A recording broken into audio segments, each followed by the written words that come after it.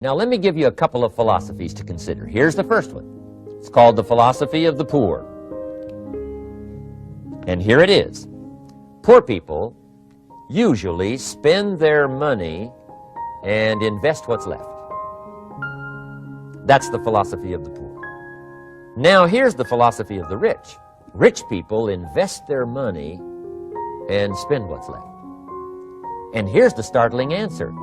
It really doesn't matter what the amount is.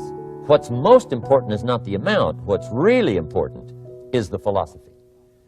So I would ask you to adopt this philosophy of spending after you have invested. Invest first, then spend. And I've got a little formula that I'm going to share with you. Now, what should a child do with $1?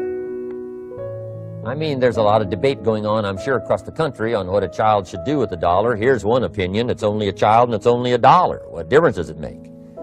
Well, in my opinion, it makes all the difference in the world. A person's economic future starts with a child with $1. Somebody says, oh, no, you're only young once. Let him spend it all. Well, when would you hope that would stop? Somebody says, well, wait till he's 50 and broke like me and then he'll learn. Well, no, we don't want to wait that long. If I would have known earlier than age 25, I would have changed. In high school, if they would have had classes called Wealth 1, Wealth 2, I'd have taken both classes. I would not have waited until age 25. So, the earlier the better. So, what should a child do with $1? Here's the simple premise to begin with. Don't spend it all. And if a child wants to spend the whole dollar, you got to say, hey, don't spend it all. Don't spend it all. They'll say, why not? It's my $1. I earned it. You say, I know you earned it, but don't spend it all. They'll still say, why not? Say, let me show you why not. So you put them in your car, take them to the other side of town, and show them where people live that spend the whole $1. You just drive them around. Kids learn best by visual. Just drive around and say, would you like to live here? Kid says, no. Would you like to live like these people live? Kid says, no, no. Then you can't spend the whole $1. So, kids will get the message. So, take them to the other side of town, show them around, unless you already live there, and then just show them around. Anyway, don't spend the whole $1. Now, let me give you my best view of what to do with $1. And I promise you, if you started at age 15, now if you're over 15, right, you've still got plenty of time. You still got 20 years. If you're 30, you still got 20 years. I mean, you still got plenty of time to start what I'm about to share with you. What to do with $1. Here's my first bit of advice. Never spend more than 70 cents. Never spend more than 70 cents. Now, you got to pick some number, and the number you pick is going to be determined by your philosophy. It's going to be determined by what you've been taught or your experience teaching yourself. When I first met my teacher, Mr. Shoaff, I was at about 110% of each dollar. I'm down at budget finance, hawking my furniture and my car one more time.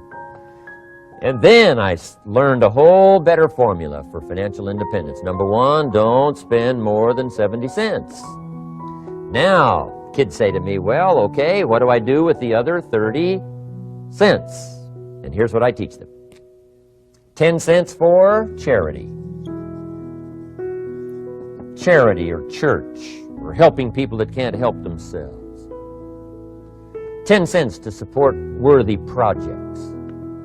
Projects that you feel good about. 10 cents out of every $1. It's called being generous with part of what you've taken out of society.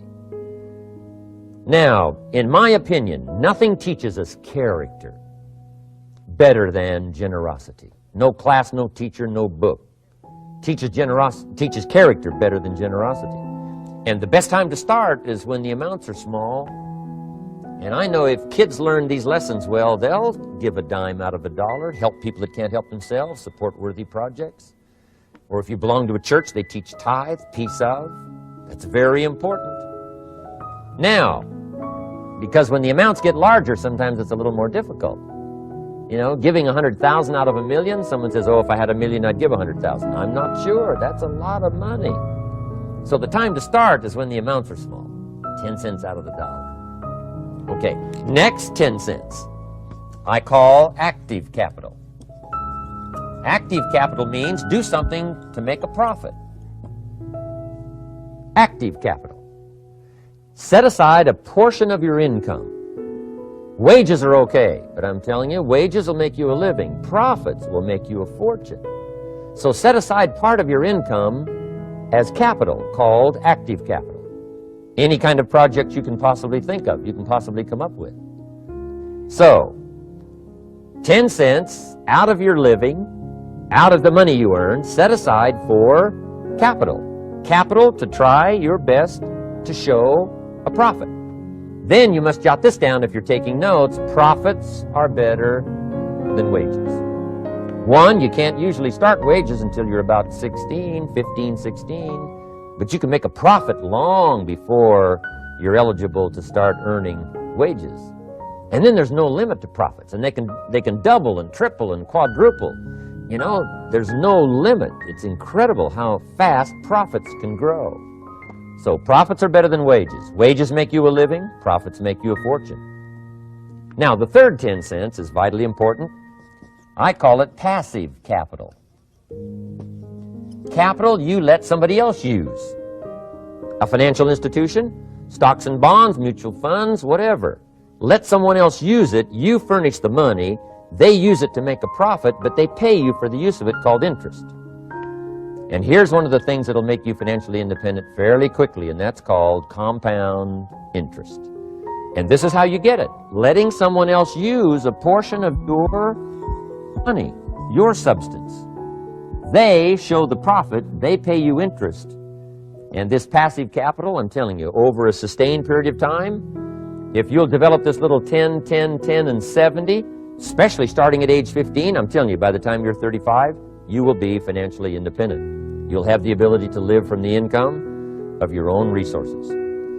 And then one more point on passive capital. There's a Bible philosophy. I'm an amateur on the Bible. But there's a Bible philosophy that teaches the borrower is servant to the lender. And if you want to be in a powerful position as you grow older, finally when you become mature, maybe have your own business, things have worked out for you for the future, the position you always want to be in is the power position. And that's called the lender. The lender is the power position. So if kids learn early enough, and then you ask them what they'd like to be when they grow up, I'm telling you, once they understand, they'll say, well, one of the things I want to be is one of those lenders. That's the power position, not the spender. No, you'll be pitied the rest of your life if you just become a spender. You got to become a lender. And I think this is one formula to follow. 10 cents out of every dollar. Let someone else use it. Be the lender, power position. Then try to show a profit. Can't we teach our children how to take $1, search the neighborhood, find a broken wagon, pay $1 for it, bring it home, you know, clean it up, sand it until it's clean, paint it red till it shines, straighten out the wheels till they're true, take it back to the neighborhood, sell it for $5? Anybody can do that. Now, does the child deserve $4 profit? And the answer is yes. Society now has a mended wagon. And that's what America's all about. Finding something, touching it, making it better, making a profit, taking part of your resources, helping people who can't help themselves.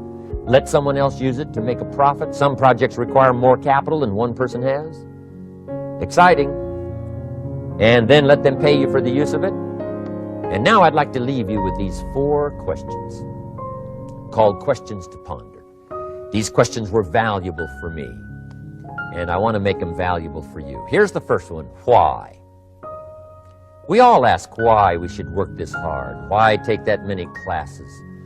Why go to school that many years? You know, why take the notes? Why read the books? Why work that hard? Why put yourself through the push-ups and the disciplines? Why? Good question, why? Best answer to why, I think, is the second question. Why not? Why not see how many books you can read, how many classes you can take, how many skills you can develop? Why not see how valuable you can become to the marketplace and to your friends and to your family? Why not see what you can make of yourself? Why not see how far you can go, how much you can see, how much you can earn, how much you can share? Why not? That's the heritage all of us have, in America especially, is to see what we can make out of our lives now that we've been given this extraordinary opportunity. Now, my third question I'd love to ask you in person. But since I can't do it in person, I want to ask it of all of you. But I want you to take it personally. And my third question is, why not you? Why not you? With good self-esteem. Why not you starting to change and setting goals? Why not you starting to make progress toward financial independence? If I can do it, you can do it. I wished I had a lot more testimonials here today besides mine. A whole steady stream that would come by and tell you their story. Someone who started with nothing, finally run a big enterprise. A mother who was on welfare, now she owns her own business. In addition to my story, I wish I had a lot more. And if all of them told their story, guess how they would probably wind up their story? They'd probably say, just like me, why not you? If we can read, you can read. If we can change, you can change. If we can figure it out, you can figure it out. If we can turn it around, you can turn it around. There isn't anything you can't accomplish. That's what those testimonials would say. And so I want to say it to you personally. Why not you? You've got the brains, you've got the stamina, you've got the vitality, you've got the interest, you've got your life ahead of you, you've got the future.